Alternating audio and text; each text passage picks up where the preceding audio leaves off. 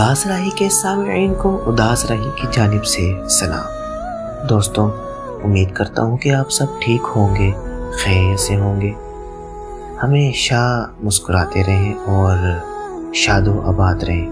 تو چلتے ہیں ویڈیو کی جانب۔ مجھے دوپٹے سے نفرت تھی۔ مجھے کھلے بالوں کے ساتھ گھومنا اچھا لگتا تھا۔ میں اپنے بھائی کے سامنے دوپٹہ سر پر کیا سینے پر بھی نہیں رکھتی تھی، کیونکہ مجھے نہ عادت تھی اور نہ یہ سب کرنا پسند تھا۔ میری شادی ایک مولوی سے زبردستی کرائی گئی۔ اس مولوی کا نام جو میرا شوہر بنا جہان زیب تھا۔ وہ مجھے روزانہ دوپٹہ پہننے کا کہتا۔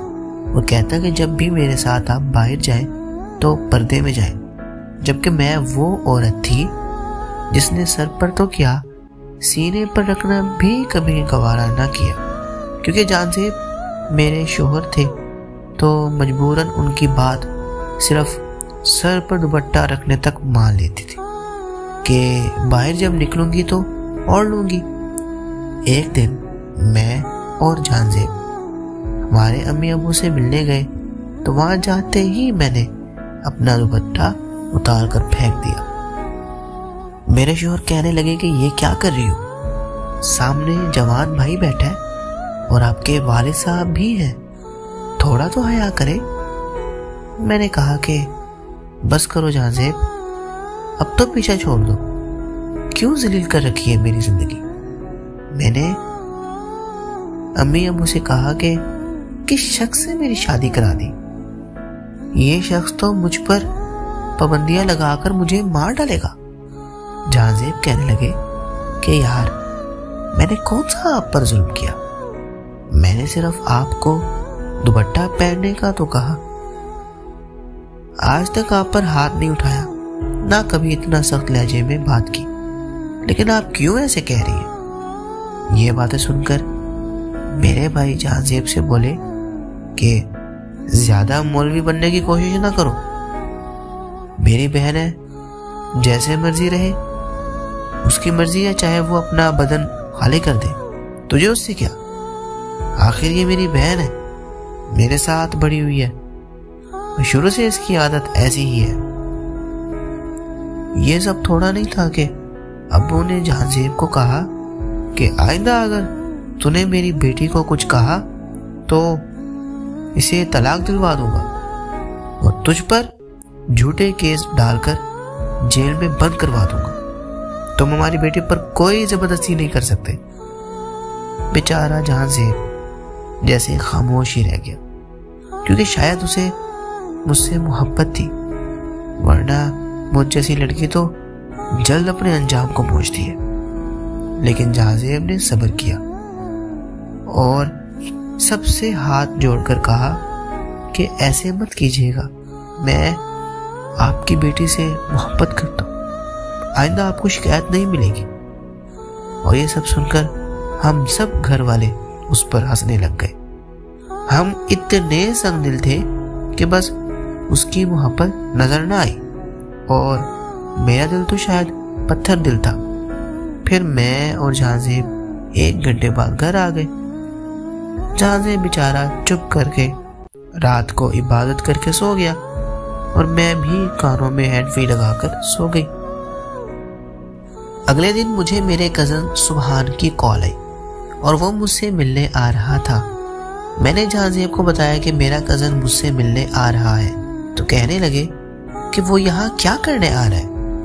میں نے بدتمیزی لہجے میں کہا کہ سنا نہیں آپ نے، وہ مجھ سے ملنے آ رہا ہے۔ میرے اس لہجے پر جان زیب مسکرائے اور خاموشی سے اندر چلے گئے۔ میں تیار ہوئی، اپنے بالوں کو سنوارا، فل میک اپ کیا اور نئے کپڑے پہنے۔ جان زیب نے کہا کہ آخر خیر ہے، کہاں کی تیاری ہے؟ میں نے کہا کہ جان زیب، اتنے دنوں بعد میرا کزن آ رہا ہے تو میں اس کے لیے اب تیار بھی نہ ہوں۔ جان زیب غصے میں بولنے لگے کہ وہ تمہارا کزن ہے یا شوہر جو اتنی تیاری کر رہی ہو؟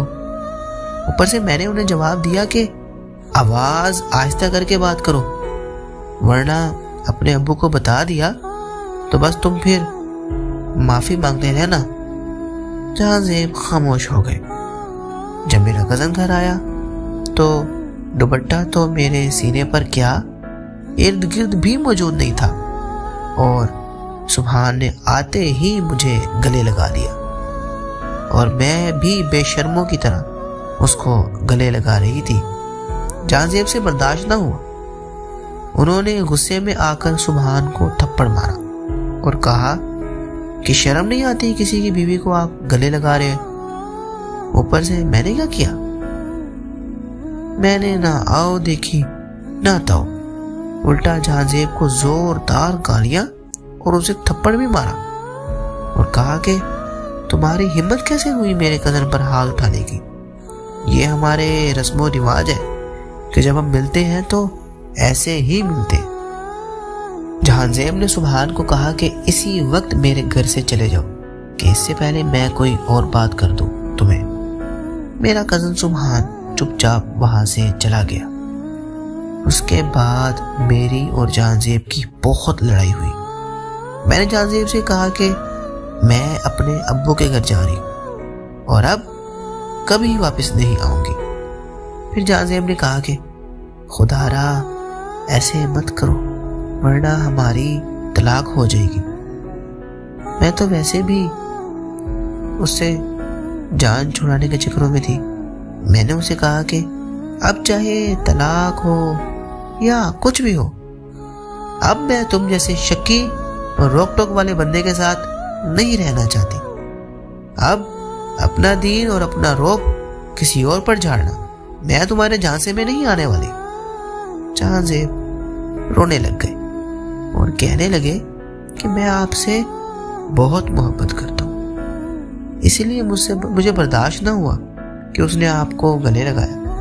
خدا را مجھے مت چھوڑے، لیکن میں تو بس ایک ظالم عورت اور پتھر دل عورت سے بھی بدتر بن چکی تھی۔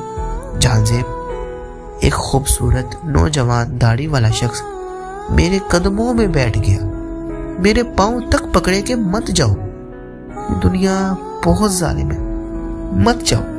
لیکن شاید شیطان سوار تھا یا میرا غرور۔ میں نے اسے کہا کہ آئندہ اپنی یہ منحوس شکل نہ دکھانا، اور میں یہاں سے جا رہی ہوں۔ اور اسی طرح میں بغیر دوپٹہ اوڑھے اپنے گھر چلی گئی۔ جانے سے پہلے میں نے اپنے گھر میں پڑے وہ سب دوپٹے جو مجھے جہاں زیب نے لے کر دیے تھے اس کے سامنے جلا کر آئی۔ وہ بیچارہ روتا رہا اور میں بس آ گئی۔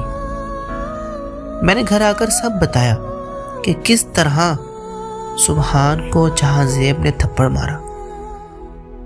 یہ بھی بتایا کہ سبحان نے تو صرف گلے ہی لگایا تھا۔ میرے بابا غصے میں کہنے لگے کہ ابھی کے ابھی اس شخص سے خلا لو اور پھر میں اس کے خلاف کیس کرتا ہوں۔ میں نے کہا کہ طلاق لے لیتی ہوں لیکن اس کے خلاف کیس نہ کریں، کیونکہ اس کا کوئی فائدہ نہیں۔ اس کی تکلیف سب سے زیادہ مجھ سے جدائی کی ہوگی تو وہ کافی ہے۔ میرے ابو اس بات پر خاموش ہو گئے اور اگلے ہی دن خلا کے کاغذات ہم نے جہاں زیب کے گھر بھجوا دیے۔ جب میرے پاس واپسی خلا کے کاغذات پہنچے تو وہ گیلے تھے اور جہاں زیب کے سائن بھی اس پر موجود تھے۔ شاید وہ جہاں زیب کے آنسو تھے جن پر مجھ جیسی عورت کو ترس نہ آیا۔ جہاں زیب میری امی کی وجہ سے میرے نکاح میں آیا تھا۔ میری امی کو دین سے بہت لگاؤ تھا، اس لیے انہوں نے میری شادی جہاں زیب سے کروائی، کیونکہ سر پر دوپٹہ صرف جہاں زیب نہیں میری امی بھی کرواتی تھی، لیکن میرے ابو اور بھائی تب بھی میری اس غلط سوچ کا ساتھ دیتے تھے۔ لیکن میری امی چاہتی تھی کہ میں راہ راست پر آ جاؤں، تو انہوں نے میری شادی جہاں زیب سے کروائی۔ میری امی پھر وفات پا گئی۔ اگر میری امی زندہ ہوتی تو شاید میں آج جہاں زیب کے ساتھ ہوتی، مگر میں نے اپنی امی کی آخری نشانی یعنی جہاں زیب سے چھٹکارا پا لیا۔ اب گھر میں میں، میرے ابو اور میرا ایک نوجوان بھائی تھا۔ میں تو خوش ہو گئی کہ میری زندگی اب سکون سے گزرے گی، مگر جو میرے ساتھ ہوا وہ دعا کرتی ہوں کہ کسی کے ساتھ نہ ہو۔ میں چونکہ خود کو پہلے سے آزاد محسوس کرنے لگی، نہ باپ کا خیال، نہ بھائی سے پردہ، کوئی دوپٹہ نہیں، اور بس کیا بتاؤں، ایسی باتیں ہیں جو میں نے حرکتیں کی وہ تو میں بتانے سے قاصر ہوں۔ ایک دن میں بیٹھی بغیر کسی دوپٹے کے بے پرواہ بھائی کے سامنے موبائل استعمال کر رہی تھی۔ پتہ نہیں کیا ہوا، بھائی میرے پاس میرے قریب آ گئے اور چہرے پر ہاتھ لگا کر کہنے لگے کہ خیر ہے، آج کل کون سی کریم لگا رہی ہو، بہت پیاری ہوتی جا رہی ہو۔ میں نے اس بات کو بہت نارمل لیا اور کہا کہ دیکھ لیں بھائی، بس میں مذاق کے موڈ میں تھی، لیکن مجھے بھائی کے جذبات سمجھ نہیں آ رہے تھے۔ پھر وہ میرے کندھے پر ہاتھ رکھ کر میرے ساتھ بیٹھ گئے اور موبائل کا استعمال کرنے لگے۔ آہستہ آہستہ وہ میرے ساتھ حرام تعلق استوار کرنے کا سوچ رہے تھے۔ جب مجھے لگا کہ اب تو حد سے تجاوز کر رہے ہیں تو میں پیچھے ہو گئی اور کہنے لگی کہ بھائی کیا کر رہے ہو، شرم کریں، تھوڑی آپ کی بہن ہوں۔ بھائی بھاگتے آئے اور مجھے زبردستی گلے لگانے لگے۔ انہوں نے کہا کہ کیا ہو گیا، جب سبحان کو گلے لگا سکتی ہو تو مجھے کیوں نہیں؟ میں نے انہیں دھکا دے کر پیچھے کیا اور بھائی کی طرف بھاگنے لگی تو وہ جلدی سے اٹھ کر مجھے پکڑنے لگے اور انہوں نے کمرے کی کنڈی لگا دی۔ اس کے بعد میرے ساتھ جو ہوا، خدا کسی کے ساتھ کبھی ایسا نہ کرے۔ میرے ساتھ میرے بھائی نے وہ سب کیا جو حلال رشتے کے میاں بیوی کے درمیان تقاضے ہوتے ہیں۔ میں چلاتی رہی لیکن میرا بھائی بے شرمی کے سب سے اوپر کے مقام پر چلے گیا۔ جب ان کا کام مکمل ہوا تو میں چلاتی روتے اپنے باپ کے پاس گئی اور انہوں نے کہا کہ آپ کے بیٹے نے میرے ساتھ آج وہ کیا جو کبھی کسی بھائی نے بھی نہیں کیا ہوگا۔ میرے بابا نے کہا کہ یہ بات کسی کو مت بتانا ورنہ ہم بدنام ہو جائیں گے۔ میں نے انہیں کہا کہ آپ کیا کہہ رہے ہیں، آپ کو چاہیے کہ آپ اسے ماریں اور اسے گھر سے نکالیں، لیکن آپ یہ کیا کہہ رہے ہیں؟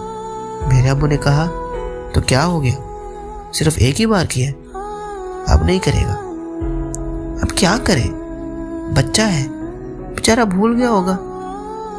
اور بس یہ کہہ کر وہ وہاں سے چلے گئے اور میں روتے ہوئے اپنے کمرے میں چلی گئی اور اپنی امی کو بہت یاد کیا کہ کاش وہ زندہ ہوتی تو آج ایسا نہ ہوتا۔ اس کے بعد میں بس روتے ہی رہی، لیکن مجھے ابھی بھی اپنی غلطی کہیں نظر نہیں آ رہی تھی کہ جو میں نے جان زیب کے ساتھ کیا سب بھولا ہوا تھا۔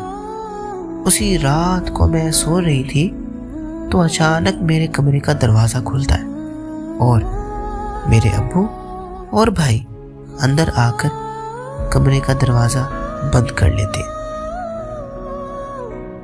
شاید میں اسی قابل تھی، جب میرے ساتھ اس رات میرے اپنے ہی بھائی باپ میرے جسم کے ساتھ کھیل رہے تھے تو مجھے جان زیب کی یاد آئی اور چیخ چیخ کر میں نے اپنی امی اور جان زیب کو پکارا، لیکن اب کیا فائدہ، امی تو مجھے سمجھاتے سمجھاتے اس جہان فانی سے چلی گئی اور جان زیب مجھے سمجھا ہی رہا تھے تو میں نے ان سے طلاق لے لی۔ اور اب قدرت نے خوب انتقام اور سبق سکھایا مجھ جیسی عورت کو۔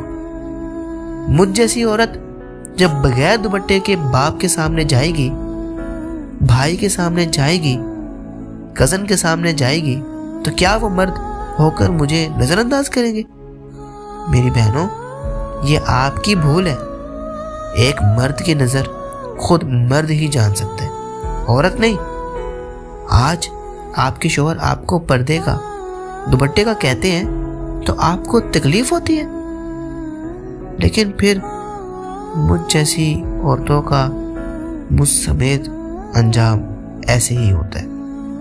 वैसे तो मैं दुआ करूंगी कि ऐसा किसी के साथ ना हो, लेकिन मेरे ये पैगाम आप औरतों के लिए, जवान लड़कियों के लिए शायद कोई इबरत बन जाए। मेरे इस किस्से के बाद जो मेरे साथ आज तक हो रहा है, शायद मैं इसी की हकदार हूँ, लेकिन मैं चाहती हूँ कि आइंदा ये सब किसी के साथ ना हो। मेरा ये पैगाम सब तक पहुँचा दें ताकि हमारी आने वाली नस्ल इस फितने से बच सके। अगर आप हमारे चैनल पर नए हैं तो इस चैनल को सब्सक्राइब करना, लाइक करना और कमेंट में अपनी राय का इजहार करना मत भूलिएगा। शुक्रिया। अल्लाह ने के बाद अल्लाह हाफिज़।